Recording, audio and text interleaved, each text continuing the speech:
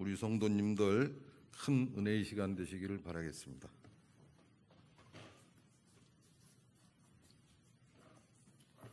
할렐루야. 주님의 평화가 여러분 모두 함께 하시기를 바랍니다. 옆 사람과 사랑의 인사를 나누시겠습니다. 사랑합니다. 서로 축복합시다. 건강하시게요.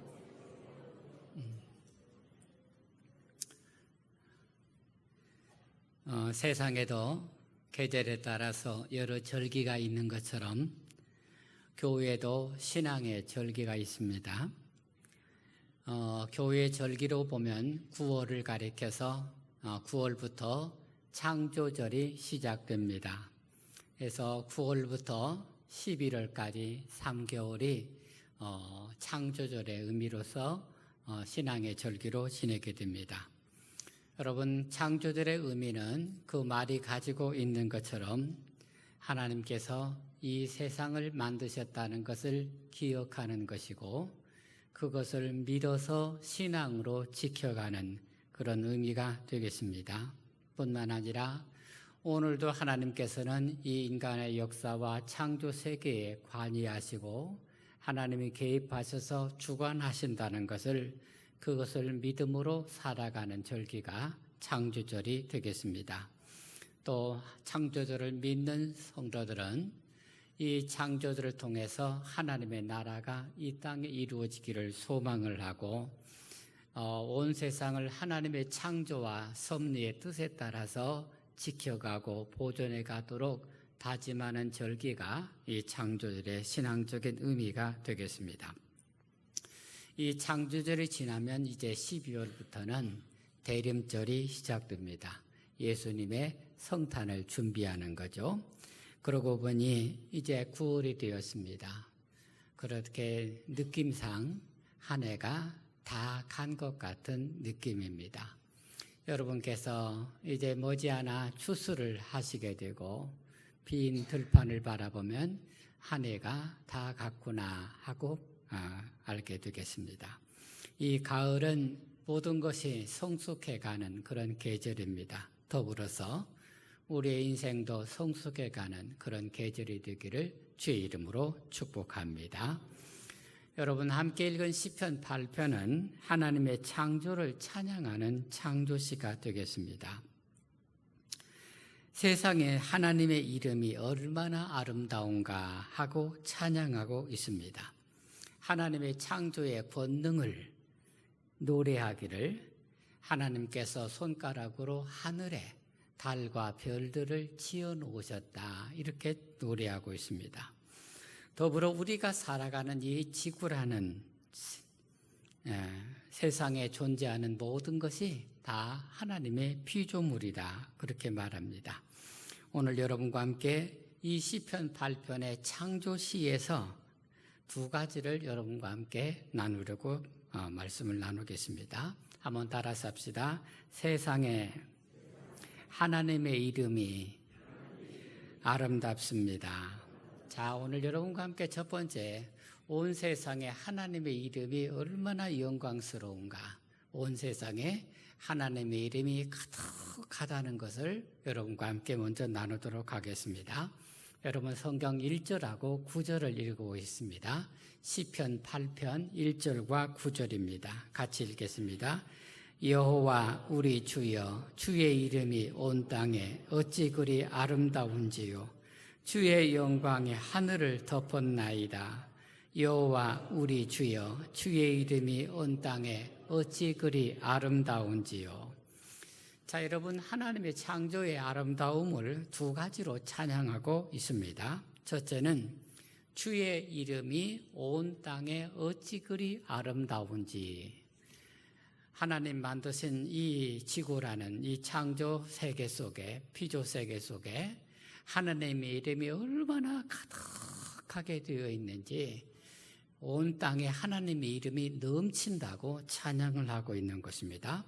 두 번째 찬양은 주의 영광이 하늘을 덮었다. 이게 두 번째 찬양입니다. 그래서 하나님께서 온 우주를 포함한 이 지구를 만드셨는데 첫 번째는 온 땅에, 우리가 살아가는 이 땅에 하나님의 이름이 충만하다는 것을, 그걸 찬양하고, 두 번째는 온 우주가 하나님의 영광으로 덮였다는 것, 이것을 찬양하고 있는 내용이 되겠습니다. 자, 그러면 여러분, 주의 이름이 온 땅에 아름답다는 이 말이 무슨 뜻일까? 무슨 의미일까요? 여러분, 이 말은요, 여러분이 우리가 이 일을 하고 나면 얼마나 하나님의 영광을 아름답게 찬양하고 있는지를 표현하고 있는 말입니다. 하나님의 이름이 온 세상에 아름답게 쓰여져 있다는 것입니다. 하나님의 이름이 온 세상에 가득하다는 거예요. 그 이름이 아름답다는 것입니다. 그런데 여러분께 물어보겠습니다. 여러분이 세상에 쓰여진 하나님의 이름을 본 적 있습니까? 온 땅에 하나님의 이름이 가득하게 아름답다 갔는데 여러분께서 혹시 세상에 쓰인 하나님의 이름을 본 적이 있습니까? 여러분, 그것을 보아야 하나님을 찬양할 수 있지 않겠습니까? 그게 여러분 우리가 잘 생각해 보면 이 시인의 통찰력을 볼 수 있는 거예요. 온 땅에 하나님의 이름이 가득하니 아름다워서 찬양한다 했는데, 여러분, 우리가 이 시인의 말을 잘 이해를 하면 시인의 통찰력을 볼 수가 있는 것입니다. 여러분, 세상을 바라보세요. 세상에는 인간이 만든 여러 가지가 있습니다. 그것들이 만든 사람의 이름을 걸고 있어요. 우리나라에서 제일 높은 건물이 어디죠? 롯데 월드타워입니다. 123층짜리예요. 555m입니다. 이 건물을 보면서 삼성을 생각하는 사람은 없습니다. 왜 그래요? 롯데가 지었기 때문입니다. 롯데가 지은 건물을 보면서 삼성을 생각하는 사람이 없는 것이죠. 우리나라 많은 사람들이요, 삼성 핸드폰을 씁니다. 세계적으로 유명하죠. 우리나라에서는 삼성 핸드폰이 거의 독점이 되다시피 했습니다. 우리가 입고 있는 옷, 여러분이 신고 다니는 신발, 그리고 여러분이 가정에서 사용하는 여러 가전제품들, TV, 냉장고, 세탁기 등등 모두가 각기 만든 회사들이 이름을 딱 적어놨습니다. LG 냉장고, 삼성 핸드폰 다 이름 적어 놨습니다. 여러분께서 타고 다니는 차들도요, 각기 그 회사의 로고 그리고 상표들을 다 붙이고 있습니다. 그 모든 제품들이 다 만든 회사의 영광을, 그 이름을 드러내고 있는 것입니다. 여러분, 삼성이 만들었는데 현대가 영광을 받는 일은 없습니다. 자, 그런 관점에서요, 온 땅에 주의 이름이 가득하다는 것을, 이 시인의 통찰력을 우리가 들여다볼 수 있기를 바랍니다. 여러분, 만든 회사가 없는데 제품이 존재할 수가 없는 것입니다. 그런데 여러분, 삼성도 현대도 초인류 기업들이긴 하지만 그들이 만들 수 없는 것들이 있습니다. 하늘나는 새는 누가 만들었습니까? 분명히 제품이 존재하지 않습니까? 독수리도 있고 잠새도 있고 모두 제품이 존재하지 않습니까? 그런데 하늘나는 새는 어느 회사에서 만들었습니까? 바다의 물고기 떼를 보신 일이 있습니까? 그 수많은 물고기 떼는 어느 회사 제품이죠? 누가 만들었습니까? 요즘 가을에 전령사로서요, 귀뚜라미가 얼마나 시끄러운지 모릅니다. 그렇죠? 귀뚜르륵 귀뚜르륵. 여러분, 시끄럽습니다. 이 귀뚜라미는 도대체 어느 회사 제품입니까? 여러분, 만든 이가 없이 어떻게 존재할 수가 있겠습니까? 그러니 만든 사람이 만든 것이 아닌 살아있는 모든 생명체들은 누가 만들었습니까? 사람이 어떤 제품을 만들고서 자신의 이름을 내가 만들었다고 다 써놓습니다. 그런 의미로 볼 때 세상에 존재하는 모든 것들도 만드신 이의 이름을 갖고 있습니다. 시인은 깊은 통찰력을 가지고 온 땅에 주의 이름이 충만하다 말하고 있는 것입니다. 온 땅에 하나님의 이름이 가득하다 그렇게 말하고 있는 것입니다. 그분이 누구십니까? 예, 우리가 믿는 창조주 하나님이십니다. 여러분, 세상에 존재하는 70억 인구가 모두가 다 하나님의 이름을 얼굴에 쓰고 있는 것입니다. 하늘 나는 새, 물에 사는 물고기, 땅에 기는 모든 벌레들, 짐승들 모두가 다 하나님의 이름이 그 위에 쓰여져 있는 것입니다. 여러분께서 조금 있으면 가을에 단풍 구경을 가실 것입니다. 그 산과 나무들 누가 만들었습니까? 저 들판에 곡식이 익어가게 될 것입니다. 그 곡식들 누가 만들었습니까? 그렇습니다. 심은 사람은 따로 있을지 모르겠습니다. 심은 사람은 따로 있을지 몰라도 만드신 분은 따로 있는 것입니다. 여러분, 설악산 누가 만들었죠? 모르십니까? 저 흐르는 금강은 누가 지었습니까? 푸른 하늘은요? 넓은 바다는요? 다 하나님의 제품입니다. 그러므로 시인은 온 세상 모든 피조물로 가득한 이 땅에 하나님의 이름이 충만하다 말하고 있는 것입니다. 이 모든 것이 다 하나님의 제품입니다. 그러므로 회사에서 제품을 만들고 자기 이름을 써놓은 것처럼 세상에 존재하는 모든 것들이 다 하나님의 이름이 쓰여져 있으니 땅에 하나님의 이름이 충만하다고 찬양을 하고 있는 것입니다. 이 말로 하나님의 피조물에 대한 하나님의 주권을 찬양하고 표현하고 있는 것입니다. 세상 모든 인간이 하나님의 표를 달고 있습니다. 모든 동식물이 다 하나님의 표를 거기에 담고 있는 것입니다. 여러분, 옆 사람을 한번 보세요. 옆 사람을 한번 보세요. 사람을 볼 때요, 사람들은 그가 입은 옷을 봅니다. 어느 회사 거지? 명품이야? 아니야. 옷을 봅니다. 여러분, 우리가 입은 옷이 아무리 좋아도요, 사람만큼 명품이 없는 것입니다. 이름 있는 분이 만들었거든요. 하나님이 만들었어요. 그러니 하나님이 만들었으니 가장 명품인 줄로 믿으시길 바랍니다. 여러분, 여기에도 우리와 함께 있는 우리 이 공간 안에도 하나님의 이름이 충만한 것입니다. 왜? 여러분 모두가 다 하나님이 만드셨기 때문에 여러분 위에 하나님의 이름이 함께하고 있다는 것입니다. 그래서 여러분, 이 시인은 깊은 통찰력과 감동을 가지고 온 땅에 주의 이름이 가득하다 하고 찬양을 드리고 있는 것입니다. 다음에 주의 영광이 하늘을 덮었다는 말을 생각해 보겠습니다. 하나님께서 손가락을 폈었어요. 하늘에 손가락을 폈었어요. 그래서 그 손가락으로 달을 지으시고 별들을 수없이 지어 놓으셨다는 것입니다. 오늘날 우리는 예전과 다르게 하늘의 별들을 관찰할 수 있는 능력이 주어져 있습니다. 그러나 여러분, 관찰하면 할수록 끝없는 것이 우주입니다. 인간은 우주의 끝을 본 일이 없습니다. 보면 볼수록 끝없는 것이 우주라는 것입니다. 여러분, 우리가 살아가는 이 태양을 중심으로 해서 수금지와 목도 천해명 이렇게 해서 태양계가 됩니다. 이 태양계가요, 우주에서 우리 눈에 보는 어마어마한 태양계 같죠? 여러분, 우주 전체 면에서 태양계는 점 하나에 불과합니다. 태양계 자체가 우주 전체로 보면은 태양계 자체가 점 하나와 같다는 것입니다. 제가 얼마 전에 우주의 크기를 생각하다가요, 유튜브를 봤어요. 검색을 했어요. 그래서 우주의 크기에 관한 영상을 몇 가지를 보았습니다. 그 중에 이런 크기가, 이런 유튜브가 있어요. 여러분, 그 유튜브를 하시는 분들은 보셨을 줄 압니다만요. 그 검색란에 우주의 크기를 쳐보세요.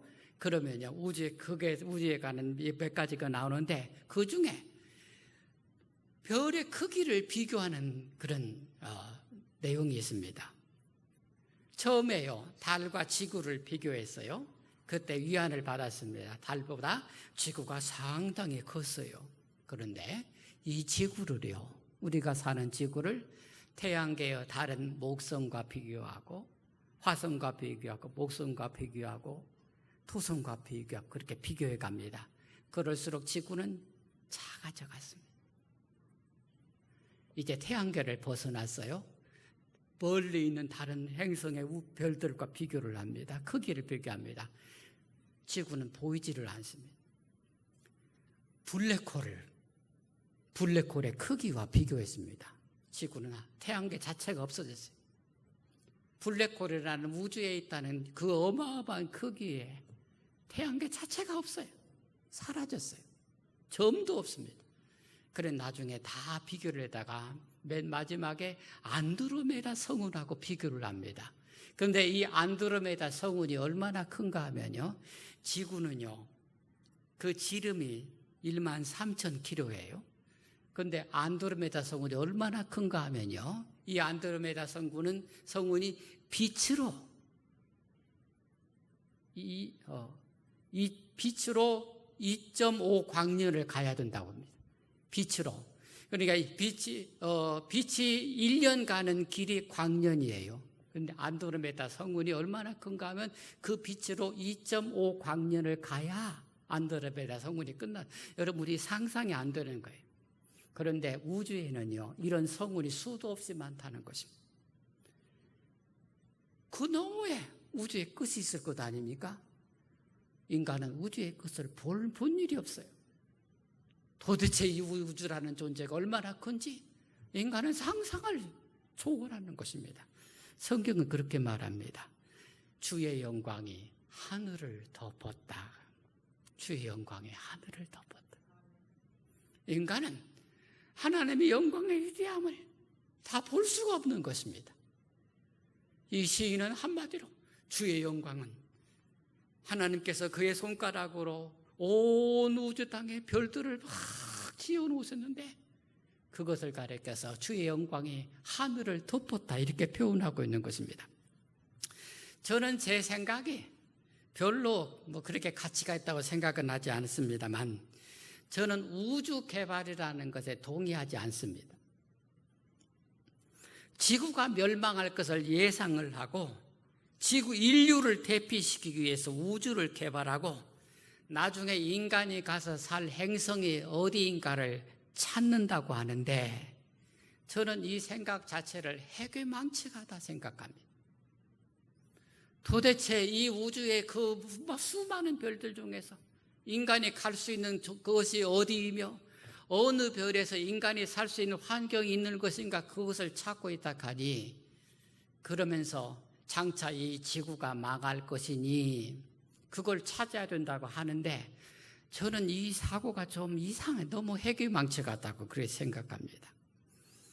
물론 제 생각에 틀렸을 수도 있지만요. 저는 그런 능력을 지구 환경을 보존하는 데 써야 한다고 믿습니다. 인간이 헛되게 하나님의 영광으로 가득 찬 그 우주에 대해서 인간이 뭘 연구하고 찾을 것이 아니라 어떻게 하면 이 지구 환경을 하나님이 주신 이 아름다운 세상을 더 아름답게 보존해 갈 것인가, 이 환경을 더 인간이 지속 가능한 환경으로 만들어 가도록 노력해야 되지. 어디 이 70억 인구 중에 몇 사람이나 도망가서 우주에서 살고자 도대체 우주에 있다고 해도 몇 사람이나 도피시킬 것입니까? 여러분, 우주 개발은 그런 의미로서 해서는 안 된다고 생각하는 것입니다. 하늘은 하나님의 영광이 가득한 것이요 인간에게 주어진 영역은 땅이라는 것입니다. 하나님은 인간에게 만물을 다스리는 능력을 주셨는데 그 능력은 그 만물이 의미하는 것이 우주 공간이 아니라는 것입니다. 지구 생태계라는 것을 알아야 됩니다. 인간이 다스리는 영역, 인간이 돌보는 영역, 그것은 지구라는 이 한계 속에 있는 것이지 우주가 인간의 영역이 아니라는 것입니다. 우주는요 하나님의 영광으로 덮인 것이니 이 성경에 말하는 의미의 깊이를 우리가 이해를 해야 한다는 것입니다. 그러므로 하늘은 주의 영광으로 덮였으니 하늘을 바라보면서 전능하신 하나님을 찬양하는 것으로 인간은 만족해야 하는 것입니다. 우주를 개발하는 것이 아니라 하늘을 바라보면서 하나님의 영광을 찬양하는 것으로 인간은 만족해야 하는 것입니다. 우주는 보면 볼수록 무한한 것입니다. 인간은 우주의 끝을 볼 수가 없는 것입니다. 우주 끝에 무엇이 있는지도 알 수가 없습니다. 하나님께서 어떤 분이신지 우리는 다 알 수 못하는 것입니다. 하늘은 하나님의 영광입니다. 그것을 믿음으로 받으시길 주의 이름으로 축원합니다. 두 번째 말씀 잠시 나누도록 하겠습니다. 따랐습니다. 하나님은 땅을 인간의 주관 아래 두셨습니다. 여러분 성경 4절부터 6절 읽겠습니다. 4절 6절입니다. 같이 읽겠습니다. 사람이 무엇이기에 주께서 그를 생각하시며 인자가 무엇이기에 주께서 그를 돌보시나이까. 그를 하나님보다 영화와 존귀로 씌우셨나이다. 주의 손으로 만드신 것을 다스리게 하시고 만물을 그의 팔 아래에 두셨으니. 하나님께서 사람을 땅을 돌보라고 하셨어요. 사람에게 땅을 돌보라고 하신 것입니다. 시인은 인간에게 다른 피조물과 구별되는 은총을, 하나님께서 다른 피조물과 구별되는 은총을 사람에게 주셨다고 합니다. 인간을 하나님보다 조금 못하게 하셨다. 인간에게 하나님보다 조금 못하게 만드셨다. 성경은 인간을 하나님의 형상을 닮도록 만들었다고 하셨어요. 인간에게는 다른 피조물과 구별되는 어떤 것들이 있는 것입니다. 하나님은 그 능력을 주셔서 주님이 만드신 것을 돌보게 하셨습니다. 그리고 그 다스림의 대상을 분명히 말합니다. 7절 말씀, 곧 모든 소와 양과 들짐승이며 공중의 새와 바다의 물고기와 바닷길에 다니는 것입니다. 하나님께서 인간에게 다스리라고 하시는데 그 다스림의 영역을 분명하게 말씀하신 거죠. 하나님의 창조하신 세계, 살아가는 동식물들을 돌보고 가꾸라고 하신 것입니다. 이것들은 인간 외에 다른 피조물들을 말하는 것입니다. 인간은 피조물을 돌볼 사명을 가진 존재인 것입니다. 하나님이 인간에게 준 다른 피조물과 다른 능력은 바로 하나님께서 주신 피조 세계를 돌볼 수 있는 능력을 말하는 것입니다. 하나님은 땅을 다스리라고 하셨습니다. 땅 창세기에 이 말을 정복하라는 말로 우리 성경으로 번역을 했어요. 그런데 히브리 말 아바드는 정복하라는 의미가 아니고요, 농사지어서 땅을 돌본다는 의미인 것입니다. 여러분, 우리가 돌봐야 되는 것입니다. 하나님 만드신 세상을 아름답게 가꾸도록 명령하신 것입니다. 이 땅을 아름답게 가꾸라는 것이 하나님의 뜻이라는 것입니다. 그런데 여러분, 혹시 여러분이 생각하시기에 이 세상이 아름답게 보존되는데 이 세상에 그렇게 해서 장애가 되는 이 세상에 혹시 없었으면 하는 것이 있습니까? 하나님 만드신 아름다운 세상 가운데 없었으면 하는 것, 이 세상에 없었으면 하는 것, 혹시 모기가 없어졌으면 생각 안 드십니까? 제가 아무리 생각해도 파리는 아무짝에도 쓸모없을 것 같아요. 파리가 없어졌으면 생각해 보신 일 없습니까? 여러분, 하나님께서 만드신 이 피조 세계 속에 가장 아름답지 않은 것, 가장 합당하지 않은 것이 무엇일까요? 그런데 여러분, 시편 104편은 아주 놀라운 통찰력을 보여주고 있습니다.